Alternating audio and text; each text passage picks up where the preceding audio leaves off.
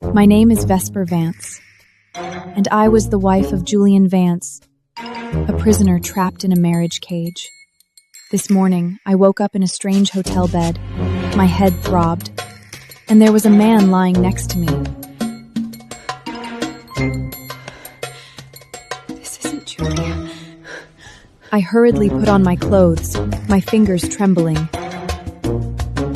Where's my earring? Where's my dress?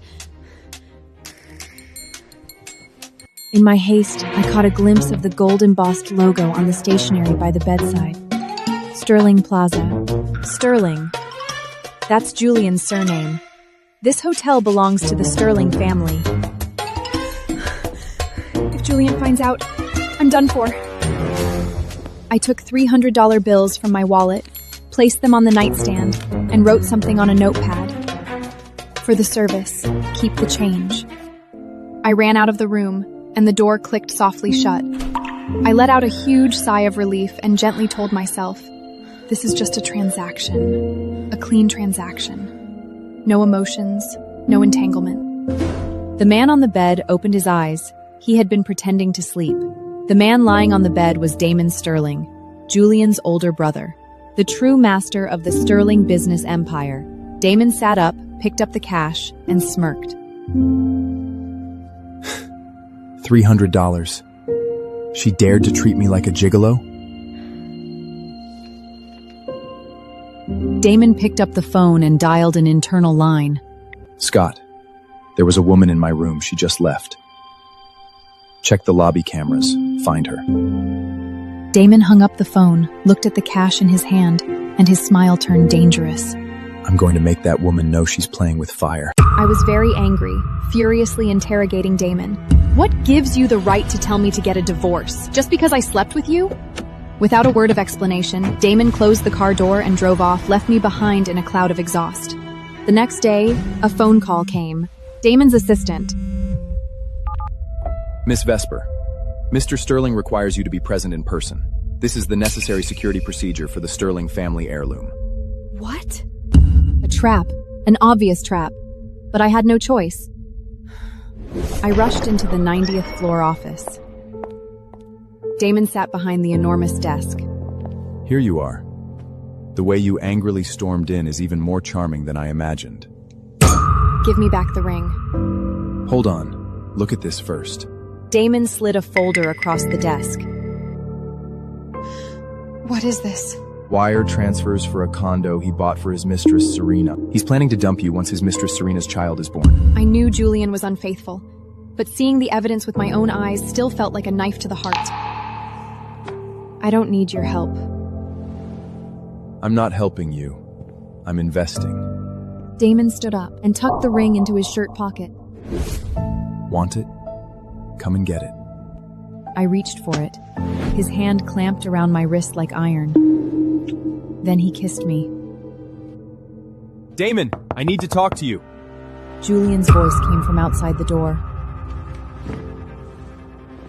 Startled, I quickly hid under the desk.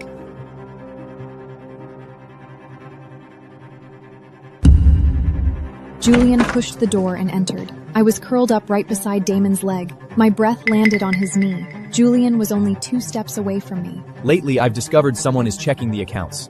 It must be that bitch, Vesper. Once Serena has the child, I'll dump Vesper. My tears dripped onto Damon's shoes. Damon's fingers touched my shoulder from under the desk. I'm right here. After Julian left, I crawled out from under the desk. That night was just a transaction. Don't read into it. I turn and leave. Damon sat alone in the chair, touched the lips that had forced a kiss on me, and smiled. Game on, Iris.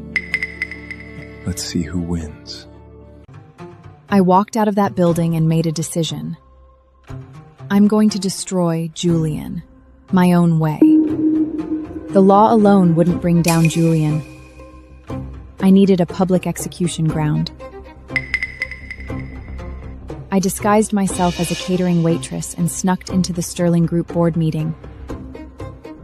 I had a USB drive hidden in my pocket. It was custom made by my hacker best friend Harper. I had her help me install a virus on that USB drive. Once it's inserted, all of Julian's criminal evidence will be exposed to the public, because inside that was the financial loophole of Julian that I had entrusted Harper to investigate. She told me that Julian borrowed a large sum of money from a man named Alistair Roth to cover the hole from his embezzlement. Ross was Julian's money laundering accomplice, and also a loan shark. I pushed the coffee cart towards the conference room, my heart pounding like thunder. My hands were shaking, but I knew this was my only chance. I passed the podium and quickly inserted the USB drive into the computer port. The screen flickered. The virus loaded. It was done. Suddenly, Julian's embezzlement accounts and his mistress Serena's pregnancy ultrasound popped up on the big screen. What is this? Julian, you embezzled company funds? No! It's a hack! Turn it off! I turned and left, passing by Damon. He was looking at the surveillance screen. My phone vibrated. It was a text from Damon. But he didn't turn me in. That night, battered and humiliated, Julian fled to Los Angeles. His mistress, Serena, was also there.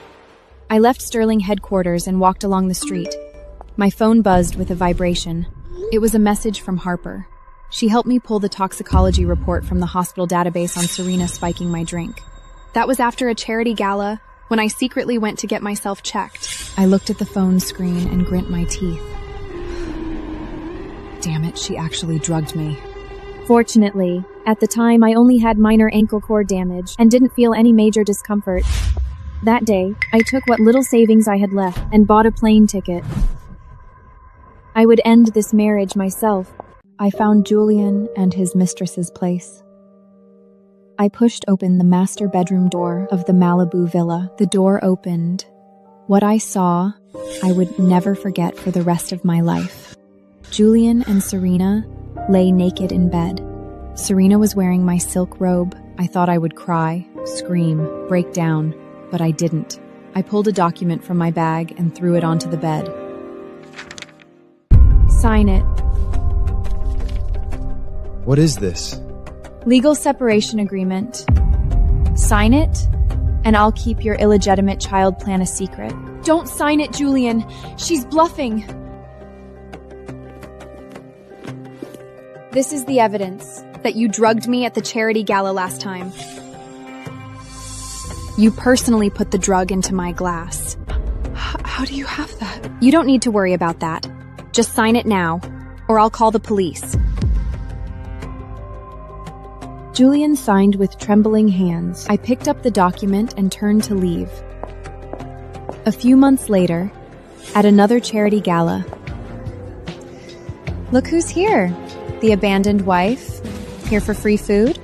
I walked up to Serena and slapped her across the face.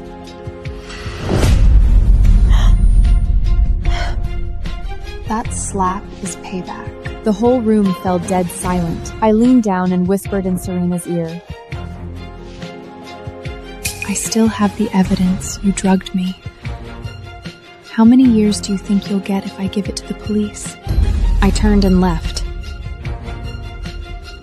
In the VIP box, Damon witnessed everything. Scott, she's declaring war. I like it. Under the name Iris, I sent a song to the producers of Damon's film. The name of that song was Edge of the Galaxy. Damon finished listening to this song in the conference room. He suddenly stood up. Who wrote this? Anonymous submission. Signed Iris. Probably some reclusive old composer. No, it's her. Vesper. I recognize her melody, the tune she secretly played on the manor piano. A few days later, I received an invitation from the Sterling Concert Hall. My piece, Edge of the Galaxy, had been shortlisted for the showcase. On the eve of the showcase, Damon asked to meet me at a cafe to discuss the final details. I had just sat down when I saw Serena walking towards me with a matcha latte. She pretended to trip, splashing the entire cup of green liquid into my face. Oops! Damon lunged forward, blocking with his back. The matcha splattered all over his suit. Damon! I didn't mean it! Damon trembled all over, his face pale. The wet clothes clung to his skin, Triggering his sensory overload. I pressed my hand against his chest. Through his shirt, I could feel his heart racing like it was about to explode. Breathe. Follow me. In. Out. Damon's eyes slowly focused. He miraculously calmed down. Damon pulled me into his car. Inside the car, Damon tore at his soaked shirt. Help me. Take it off. It's touching my skin. Like fire. I helped him take off his shirt. Then I saw the old scar on his shoulder. Does it hurt? Not anymore. Damon took me to his home. He had a fever, and he passed out. I snuck a look at his nightstand. There was a blue pill bottle. The label had been torn off.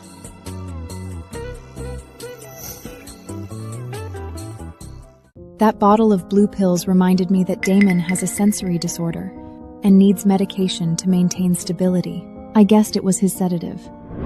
Julian's office.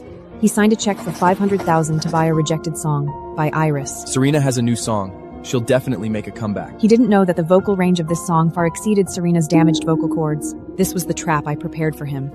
Recording studio. Serena attempted to hit the high note. Her vocal cords tore. Serena, your vocal cords are bleeding! Call an ambulance! I got the news. Serena's career was over. Julian's last cash cow had collapsed. Before the exhibition started, Damon sent someone to deliver a box to me. Inside were a VIP pass and an encrypted phone. He knew Iris was me. He was forcing me onto that stage. But before the exhibition could begin, trouble broke out at Sterling Manor. Late at night, Julian came drunk and barged into my room. Vesper, I need you. You're drunk. Get out. Julian tried to force a kiss on me. I vomited on the spot. You're disgusted by me? How dare you be disgusted of me? Julian angrily slapped me across the face. Julian's phone suddenly rang. I glanced at the caller ID. It was Alistair Roth, Julian's money laundering accomplice, and also his creditor. Alistair? I'll pay you back tomorrow. Just give me a few more days. Julian slinked away. I wiped the blood from the corner of my mouth. The showcase was coming. Serena would be forced to lip sync, and I would stand on that stage.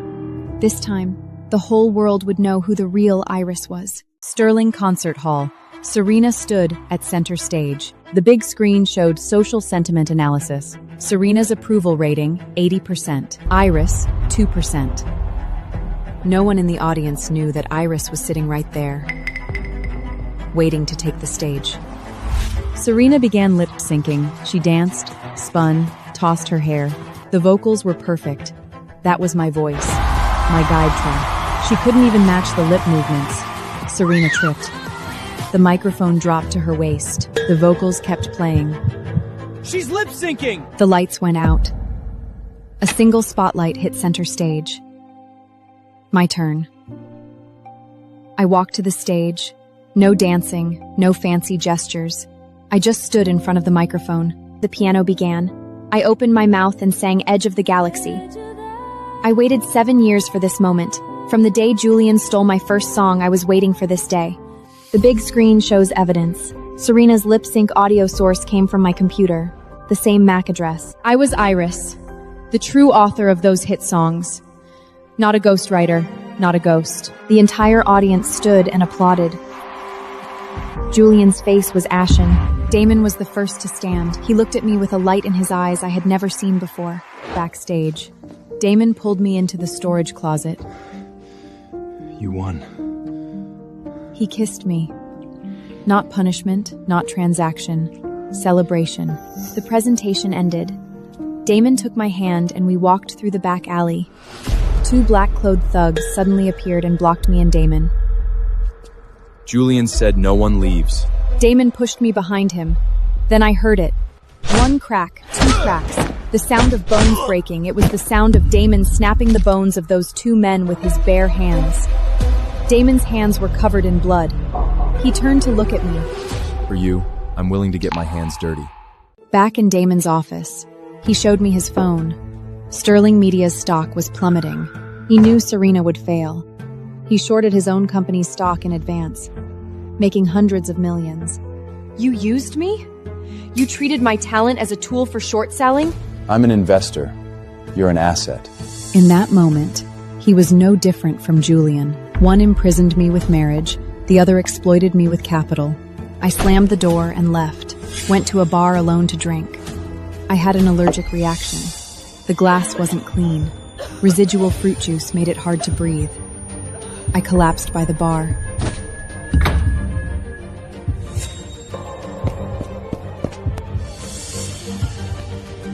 Damon rushed over, picked me up and put me in the car. He took me back to his manor. I was burning with fever. I dreamed of an airplane, dreamed of my parents. It was you, the Sterlings. You took my family's company. They flew to ask for help. And then the plane crashed. Damon freezes, slowly sits on the edge of the bed. That acquisition back then was orchestrated by Julian. I didn't know your parents were on that plane. Damon heard my sleep talking, so he opened the laptop beside him and retrieved all the files from back then. In the morning, I woke up in Damon's bed. Through the door, I heard the doctor talking to Damon. She has become your physiological anchor. Your sensory disorder only eases when Vesper is near. Damon, don't become too dependent on her.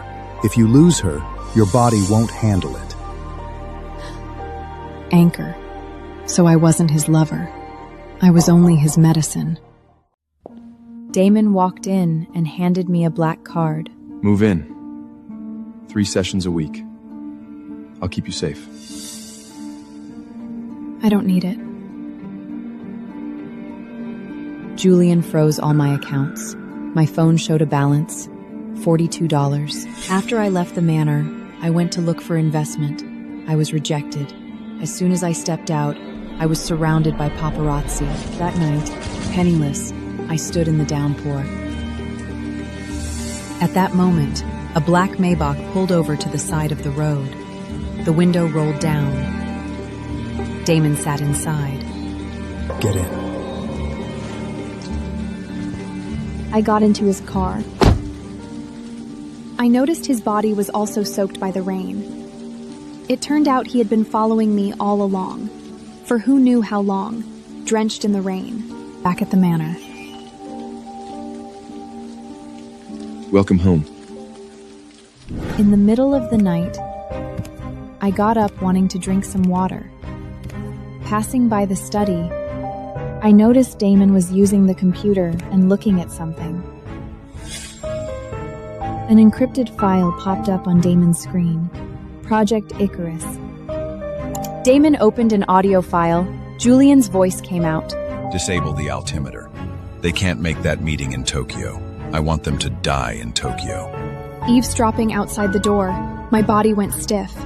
That was the sound of Julian planning to cause my parents' plane crash.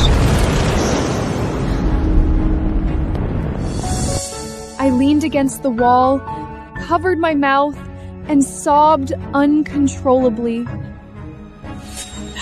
So my parents didn't die in an accident. It was murder. After I moved into the top floor of Damon's manor, a woman arrived the next day. Beatrice, Damon's grandmother. She leaned on a silver-headed cane, her eyes like a hawk. She came for one reason: to force Damon into marriage with Nora Vanderbilt. Damon, someone has short sterling stock, and now the stock price is falling. The market needs a stable signal. Nora is the heiress of the Vanderbilt family, and currently the best choice for Sterling. I won't marry Nora. Then the board will call a vote of no confidence. You choose. I hid in the study, listening to their conversation. In the study, I came across a sketchbook. I opened it. It was filled with drawings of me from 3 months ago, right after we first met at the hotel. He had been drawing me. Me in the rain, me at the piano, me sleeping, Seeing this, I thought he loved me. I decided I had to find a chance to straighten things out with him. A few days later, I heard that Damon had flatly refused the marriage alliance at the board meeting. The senior board members threatened to take action against him. Sterling headquarters.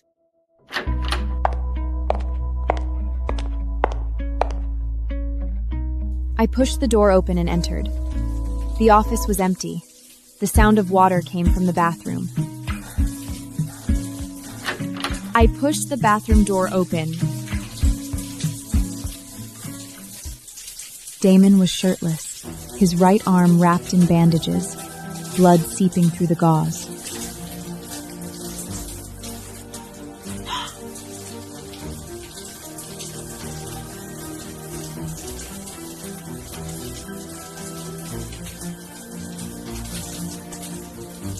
Whose blood? Damon looked back at me, his eyes weary. He told me to wait outside.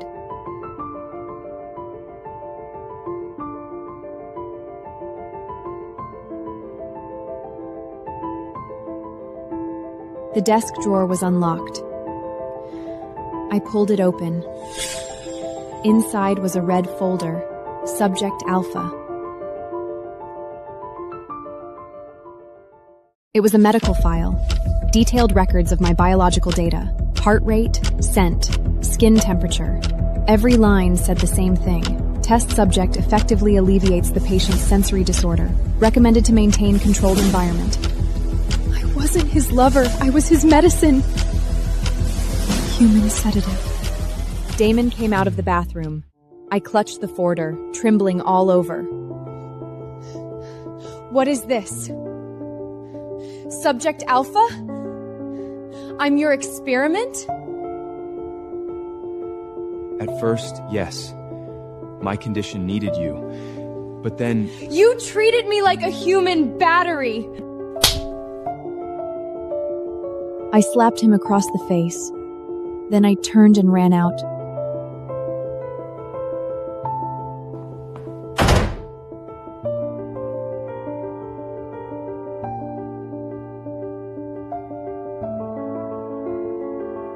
Damon chased to the garage, but the taxi had already driven away. Spencer, trace her phone. Now. Spencer is Damon's head of security, and also his personal assistant. Damon sat in the car, watching the blinking red dot on the screen. Damon chased after me to the foot of my apartment building. He didn't go up. For the first time, he felt helpless. Damon's phone rang. It was Beatrice's calling. Let her go. You need Nora.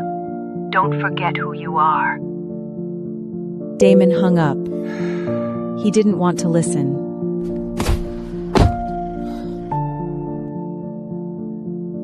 A few days later, Damon's phone received a text message. The message said, Vesper is at a nightclub, grinding on a man. Attached was a video.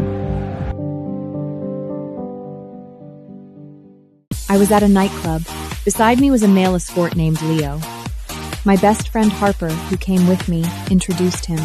Leo and I were dancing intimately, face to face. I did this on purpose to annoy Damon.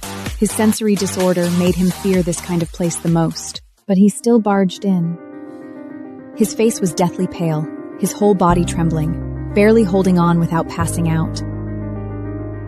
Damon walked up to Leo, his eyes murderous. Get lost. Or I'll ruin you. Leo ran away. I picked up my glass and splashed an entire drink in Damon's face.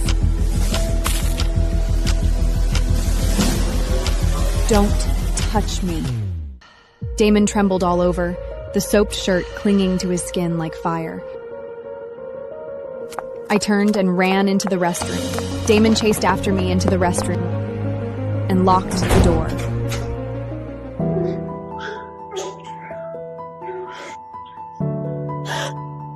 He forced a kiss. I bit through his lip. The taste of blood filled my mouth. Then I slapped him again, pushed him away, and ran.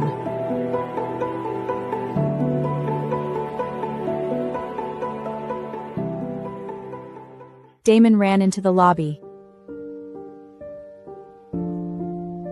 His friend Carter stopped him. She's a person, not your project. Stop chasing her. A bout of menstrual cramps hit me, and I bent over. Harper helped me into the car. Damon chased after me and stood in the rain. Blood at the corner of his mouth. Rain mixing with blood streaming down his face. Damon returned to the nightclub, his body drenched. Pull all the club's surveillance footage. Find whoever took her photo. Buy out every single picture. Not one leaves. Apartment room. I had just sat down when the door was kicked open. 2 men in black burst in. 2 men burst into the apartment room. They were sent by Julian. He knew I was here. I pressed the emergency panic button on my phone. That was the shortcut Damon had set. Harper ran in from the hallway, smacking one of the men's heads with a shopping bag. The second man punched me in the face. I fell to the ground. Urgent footsteps sounded outside. Damon's security team stormed in. The 2 men were pinned down. Handcuffs clicked shut. Damon burst into the room, drenched from head to toe. When he saw the blood at the corner of my mouth, his pupils constricted. Did I ever say not to leave my sight? He picked me up. I struggled, but he held me tighter. Let me go! I'm not going back to you! You don't have a choice. I was stuffed into the car by him, the doors locked. I collapsed in the back seat, menstrual cramps and fury surging together. The penthouse. Damon put me on the bed. I curled up in the corner. You can't control me. I'm not your experiment. Those 2 men today. If I hadn't arrived, did you think about the consequences? I stopped talking. I knew that the men Julian sent wouldn't just beat me up. I was saving you. From now on, you live here. No leaving. No turning off your phone. And no seeing Harper. This is imprisonment. This is protection. I've already called the police. Julian hired thugs to attack you. And with the evidence from your USB drive, that's enough to arrest him. The next day, the news was everywhere. Julian Sterling arrested for embezzlement and conspiracy to commit assault. I watched them put him in a police car. I stood by the window. Damon hugged me from behind. Will he really go to prison? The evidence is solid. He's not getting out.